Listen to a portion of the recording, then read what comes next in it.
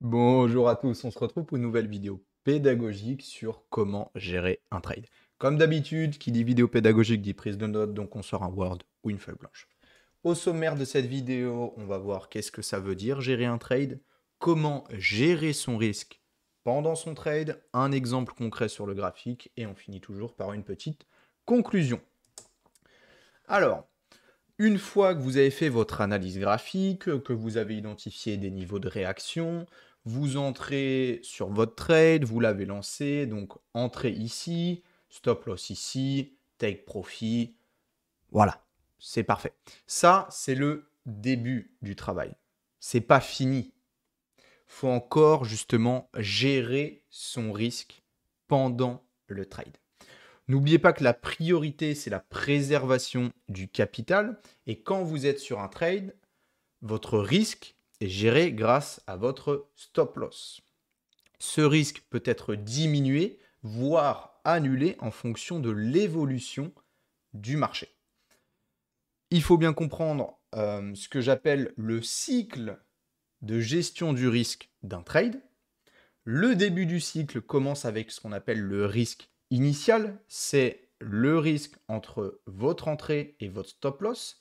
C'est la zone où vous risquez votre capital.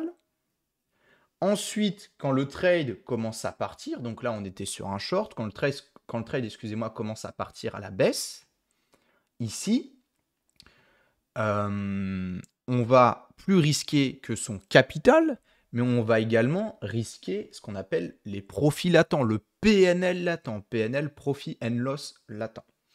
Donc, on ne risque plus que l'écart entre notre entrée et notre stop loss, qui était là l'écart, le risque de notre capital. On va également risquer le profit latent. Parce que un profit latent qui n'a pas été pris, on peut considérer ça comme une perte. En soi, ce n'est pas une perte en capital à proprement parler, mais c'est une perte de profit qui n'a pas été pris. Et je vous assure que psychologiquement, on le prend comme une perte. Même si ça ne se fait pas sur le capital, même si ça n'impacte pas le capital, un profit qui n'a pas été pris et au final on clôture, exemple à break-even, break-even, c'est-à-dire qu'on clôture à zéro à l'entrée du trade, bah, ce profit latent qui n'a pas été pris, psychologiquement, c'est encaissé comme une perte. Et vous devez l'interpréter comme ça. Et c'est donc pour ça, dans cette vidéo, je vais vous expliquer comment gérer son trade, comment gérer son risque durant l'évolution d'un trade. Le fait de gérer son trade, ça veut tout simplement dire, voilà, gérer son risque tout au long du trade en prenant en compte l'évolution du graphique. Votre PNL latent, une fois qu'il est là, est à prendre en compte comme un risque en soi. Je fais une petite piqûre de rappel. Ce qu'on a ici, donc quand vous rentrez sur le trade et que le prix commence à partir dans le négatif, c'est ce qu'on appelle le drawdown. Voilà, petit rappel parce que je vais utiliser ce mot juste après. Donc le drawdown, c'est la perte latente qu'on aurait pu avoir si, imaginons, on avait coupé pile à ce moment-là. Ok, on va voir maintenant un petit peu plus de concret. Comment gérer son risque pendant le trade? Il y a plusieurs stratégies, de gestion du risque durant son trade. Elles reposent toutes sur le même principe de réduction du risque en rapprochant son stop loss de son prix d'entrée ou du prix de l'actif. Première stratégie, très simple. Une fois que le trade est parti et a entamé une continuation de sa structure de marché avec une nouvelle jambe, vous pouvez rapprocher votre stop loss à BE, ce qu'on appelle break-even, ce qui vous permet d'éliminer le risque sur votre capital. Rappel, break-even, c'est l'endroit où vous êtes entré sur votre trade, c'est l'endroit où si vous faites stop, vous ne prenez zéro en perte. Bien évidemment, sur ce break-even, il est important de prendre en compte les frais. Donc votre stop va être toujours un petit peu avant votre entrée pour prendre en compte les frais. Sachant que, imaginons vous êtes sur Bybit, un ordre limite, les frais sont de 0,01. Un ordre market, donc un stop loss, les frais sont de 0,06. Donc, par rapport à votre entrée, votre stop loss doit être 0,01 plus 0,06, donc 0,07 avant votre entrée. 0,07%. Ok. Deuxième stratégie, c'est le principe d'un stop suiveur. À chaque fois que le marché va faire un nouveau mouvement dans le sens de votre trade, vous allez rapprocher votre stop loss au high ou au low de ce mouvement. On va voir un exemple graphique, ce sera plus parlant. Alors, excusez-moi, ici, on va avoir, bon, voilà, trade basique. On a un mouvement baissier dans une tendance baissière. On voit que ça repart à la hausse. On rentre sur un 618. Bref, le trade ici a peu d'importance. Take profit au niveau du 1,272 de l'extension Fibo ici. Voilà, je mets exprès un take profit au-dessus du sommet pour vous montrer l'utilité de la gestion du trade. Je fais exprès d'avoir un take profit greedy. Hein. Normalement, sur ce trade, on aurait du TP au niveau du sommet. Bref, là, c'est fait exprès. Donc, le trade se lance. On effile sur le retracement ici. Très bien. Donc là, attention. Bien, le trade est rempli. Notre ordre limite est rempli sur cette mèche. OK. Le prix évolue, on est dans le positif, ok, mais là, à l'heure actuelle, on s'est fait fil sur ce mouvement baissier. Donc, on va commencer à rapprocher notre stop loss. On a vu tout à l'heure, quand on continue la structure de marché. Donc là, nous, on veut une structure de marché haussière. Donc, pour rapprocher notre stop loss, il faut qu'on break ce sommet. Donc là, le stop loss, il ne sera toujours pas rapproché tant qu'on n'aura pas cassé ce sommet. Ok, donc là, le stop loss, il reste ici. Le prix évolue. Il vient reteste plusieurs fois notre entrée. 2 fois. Il part. Il casse le sommet avec les corps de bougie ici. Donc là, on peut rapprocher notre stop loss au niveau du lot qui a été créé avant cette cassure. Donc là, le lot qui a été créé avant cette cassure, il est ici. C'est ce lot-là. Hein. Ok. Donc là, je vais faire exprès de mettre comme si on prenait un nouveau trade. Donc l'entrée est toujours ici. Hein. Le stop loss est placé là.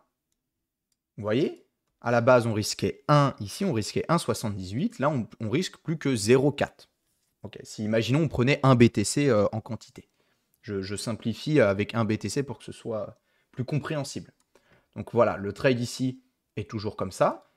C'est le même trade, même entrée, même take profit, mais on a réduit le risque du trade. On ne perd plus, on n'a plus 1,78 de drawdown max, mais on a 0,4 de drawdown maximum. Donc dans le pire des cas où on se fait stop loss, on ne perd que 0,4%. Le trade revient à notre entrée. Là, on a eu très chaud. On voit que ça a fait support. On ne s'est pas fait hit notre stop loss. Ça repart à la hausse. Donc là, à l'heure actuelle, nous, pour qu'on fasse bouger notre stop loss, on va vouloir que ce sommet-là soit cassé. Okay. Le prix repart. Il vient SFP ce sommet. Donc là, j'ai pris ce trade, cette évolution de ce trade, parce qu'elle est très particulière, parce qu'on a fait beaucoup de SFP. Donc en termes d'adaptation, de gestion du trade, c'est pas évident. C'est un cas très particulier. Dans un monde plus simple, on break le sommet en corps de bougie, boum, on rapproche le stop loss. Ici, c'est assez particulier parce qu'on ne casse pas le sommet, on fait ce qu'on appelle un SFP, Swing Failure Pattern, CF la vidéo que je vous ai faite. Donc là, on ne va pas bouger le stop loss parce que nous, on confirme une cassure d'un niveau avec un corps de bougie. Là, il n'y a pas eu de corps de bougie, donc on ne va pas rapprocher notre stop loss. Ok, donc là, le trade est toujours comme ça. On est toujours en réduction du risque. On a toujours un max drawdown de 0,4. Mais on n'avance pas notre stop loss. Ok. Le prix évolue. On voit qu'on vient encore faire un SFP de ce sommet ici, plus ce sommet-là. Et on revient à la baisse. Mais on ne casse pas le lot ici. On revient à la baisse et on repart à la hausse. Et on ne casse pas le lot ici. Donc là, on a encore fait un SFP. Donc on peut estimer à l'heure actuelle qu'on ne va plus... on va estimer que le prix est en tendance haussière, même s'il fait un SFP, c'est que voilà, il y a un peu de force acheteuse. Mais c'est pas grave, on va rapprocher notre stop loss. Parce que là, ça fait déjà un bout de temps que le trade il est là. Hein, vous voyez, 16 janvier, 17 janvier. Donc là, ça fait déjà un jour qu'on est dans le trade, qu'on risque encore du capital, parce que là, il y a le stop loss, c'est après l'entrée, donc il y a encore un risque de capital. Nous, on veut éliminer ce risque de capital. Donc, je vais encore remettre comme si on faisait comme s'il y avait un nouveau trade en fait. Quand vous gérez votre trade, quand vous gérez le risque pendant le trade, en fait, c'est comme si vous réalisiez un nouveau trade. Faut le voir un petit peu comme ça. Donc là, nous, on va se dire, hop. Donc là, vu que le stop loss, je l'enlève parce qu'il est avant le prix d'entrée. Donc là, à l'heure actuelle, on n'a plus de risque en capital. Le risque va être juste du plus ou moins de bénéfices par rapport à votre PNL latent. Vous voyez, je vais mettre comme ça. Donc là, on va juste mettre son stop loss au niveau du lot, ici. On a toujours ce take profit là. OK. Le prix continue d'évoluer, Donc là, pareil, on va encore rapprocher notre stop loss. Donc là, on va le mettre au niveau de ces lots ici. OK, ça évolue encore, Là, on voit qu'on vient encore SFP, le sommet ici qu'on avait fait. Encore, donc SFP qui est quand même un pattern de retournement qui indique de la faiblesse et de la présence de force, entre guillemets, contraire par rapport au mouvement que vous êtes en train de voir. Donc ici, on a un mouvement haussier. Donc là, c'est tous les SFP qu'on voit, c'est de la force vendeuse. Donc ça nous indique quand même il y a pas mal de vendeurs qui sont en train d'agir. Sachant qu'en plus, voilà, petite information ici, on avait une annonce économique qui allait tomber. Donc normalement, dans votre trading plan, vous êtes censé avoir une règle qui indique que 30 minutes au moins avant une annonce économique, vous coupez vos trades intraday, scalping, etc. Donc là, imaginons vous n'avez pas cette trade, vous continuez cependant à avoir une bonne gestion de votre trade. Donc là, à la base, votre stop, il était ici. Après, on l'a déplacé ici. Après, on l'a déplacé là. Après, on l'a déplacé ici. Là, vous savez qu'on va avoir une news économique. Donc, vous voulez réduire au maximum ce risque. Donc, vous voulez réduire la perte de profit latent potentiel. Donc là, vous mettez votre stop loss ici. Donc là, le dernier move, il est là. Hop, on le met là, comme ça. Toujours avec le take profit ici. Hop, je vais juste bouger. Voilà. Voilà. OK. Donc là, toujours avec le take profit. Le prix au final, SFP, se retourne. Il vient hit votre stop loss. Vous sortez du trade. Et vous voyez qu'au final, le prix revient à votre entrée initiale. Donc là, vous, au final, vous avez pris... Donc vous n'avez pas pris profit ici, vous avez pris profit au niveau de ce lot. Donc vous avez pris un 1.38 pour 1 au final, parce que vous aviez risqué 1, vous avez pris 1.38. OK. Et là, vous avez pris profit, vous n'êtes plus sur un trade, donc vous pouvez repartir sur un trade. C'est ça aussi ce qui est intéressant sur le fait de gérer son trade, parce qu'un mec qui ne gère pas son trade, en soi, le trade, il était positif, parce qu'après, on est parti à la hausse. Hein. Donc le trade aurait été valide. Sauf que le mec qui gère son trade, bah, au final, il prend un peu de profit par rapport à ce trade-là et il peut repartir sur un trade ici. Pourquoi il peut repartir sur un trade? Parce que là, on est venu chercher les liquidités au niveau des lots. On est venu faire un SFP de ce lot-là. On vient retester le niveau avec de la faiblesse. Là, il y avait un deuxième trade à prendre. Donc au final, le mec qui gère son risque pendant son trade, ça lui permet, dans cette situation, de prendre du profit et en plus de repartir sur un nouveau trade propre, clean, voilà, risque géré, et on TP, voilà, par exemple, je ne sais pas, on TP au niveau du sommet, par exemple, voilà. Stratégie de continuation de tendance, on TP 50% à la cassure, à la continuation, et on laisse courir le reste avec un stop suiveur. Voilà. Voilà pourquoi c'est essentiel de gérer son risque, parce que ça permet d'augmenter ses profits, en réduisant justement son risque et son max drawdown. Parce que là, en plus, le fait de faire ça, ça vous apaise psychologiquement. Vous ne paniquez pas parce que le risque est géré. Alors qu'une personne qui maintient ce trade-là depuis, donc ici, depuis le 14 janvier, le gars, il a eu donc 1, 2, 3, 4 fois, on est revenu retester son entrée. Donc déjà, il faudrait que le mec, il ait le mental pour tenir ça. Et en plus, on revient une 5e fois venir très profondément quand même par rapport à son entrée. Il aurait pu totalement, ce mec, panic sell. Parce qu'il a vu tellement de fois son trade en profit qu'au final, quand le prix revient, il y a fortement moyen que le mec panic sell. Et ça arrive souvent, ça. Parce que le gars, depuis le 14 janvier, on vient faire un fake move le 18 janvier. Donc le gars, il a tenu son trade 4 jours. Pendant 4 jours, le trade, il a été en profit. Là, le prix, il chute. Il passe en négatif. Il y a de grandes probas que ce mec-là, il finisse par couper son trade. Il panic sell. Et au final, le prix repart sans lui. Et ça, c'est le cas classique d'un trader débutant, voire même intermédiaire. D'où l'importance, voilà, de gérer son risque pendant le trade et de rapprocher son stop loss en fonction des structures de marché. Voilà, petite astuce également pour voir comment on gère son stop loss. Imaginons, on va nettoyer un peu tout ça, hop. Voilà, ici on a le trade de base. Imaginons le prix est ici, tiens, voilà. Le prix est ici, là, donc on reprend ce qu'on avait fait tout à l'heure, votre stop loss, il est donc là. Votre take profit, il est là. Et voilà. Et le prix, à l'heure actuelle, il est en train de varier dans cette zone. Vous voyez, il évolue comme ça. Hein, parce que n'oubliez pas, quand le prix évolue, votre risque évolue avec lui. Donc c'est ça aussi qui peut être intéressant de faire pour ceux qui ont du mal à comprendre, à visualiser un petit peu ce que je viens de faire. C'est de toujours avoir votre prix d'entrée qui évolue avec le graphique.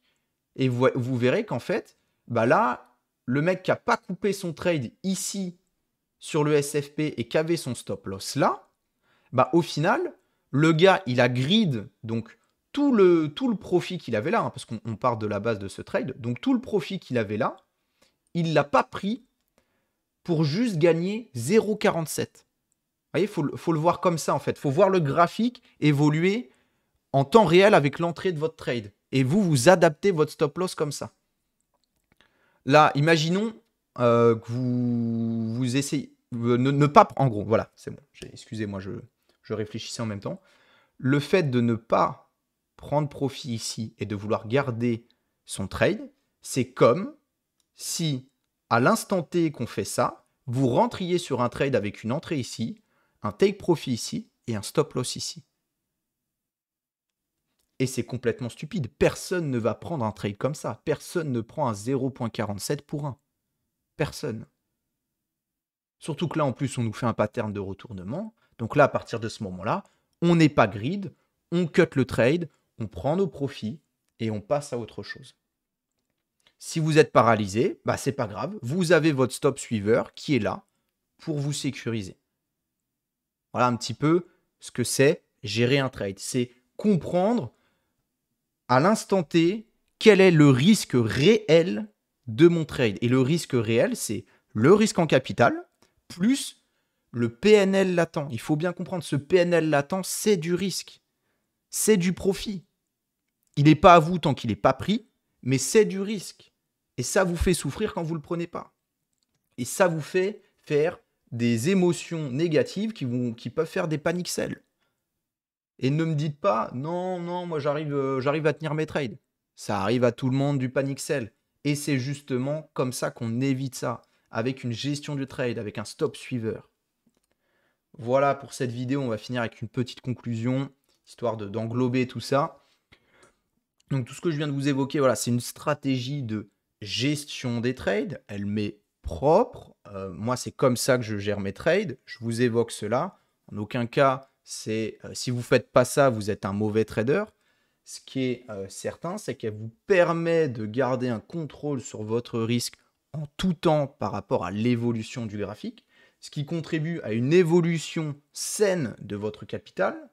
Et surtout, ça va vous permettre de passer d'un trader avec un PNL en dents de scie, hein, on les connaît, ces traders avec les PNL où bah voilà, ça évolue bien, puis bam, d'un coup, il y a une grosse perte et ça défonce tout le PNL. Et en fait, le PNL, il évolue au cours du graphique, quoi. Il fait des putains de hausses, des putains de baisses. C'est pas ça un PNL sain. Et puis émotionnellement, c'est pas tenable sur le long terme. Donc vous allez pouvoir passer de ce type de trader à un trader avec un PNL constant. Parce que vous allez gérer votre risque et ça va vous permettre de gagner de manière pérenne. Vous allez avoir une évolution du capital qui est saine, qui est constante. Je répète une petite phrase pour finir. Un bon trader, c'est pas un trader avec des gains énormes, mais un trader qui a un faible drawdown sur son capital. Je vois encore trop de mecs qui pensent que des bons traders, c'est des... Voilà, tiens, petit... encore un qui est venu sur le live Twitch dernièrement. Le marché, il a fait plus 30%. Toi, t'as fait que x2 sur ton capital. T'es une merde.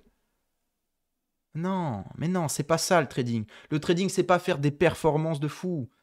C'est diminuer au maximum son risque, son maximum drawdown.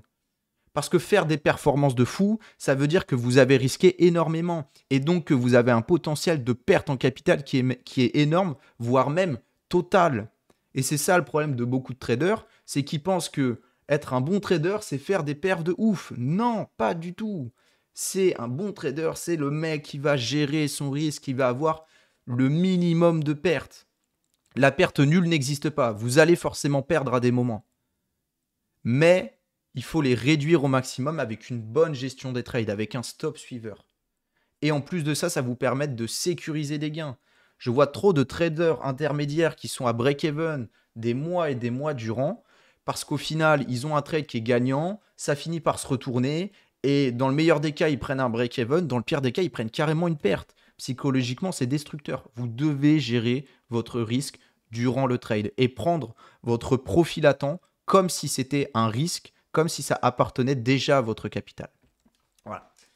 Je vous remercie de votre écoute. Comme d'habitude, si vous avez pris de la valeur, un like, un commentaire, ça m'occupe de les lire quand je suis aux toilettes. Racontez-moi des petites blagues, c'est rigolo, ça me fera pousser plus fort. Sur ce, je vous souhaite à tous une très bonne journée.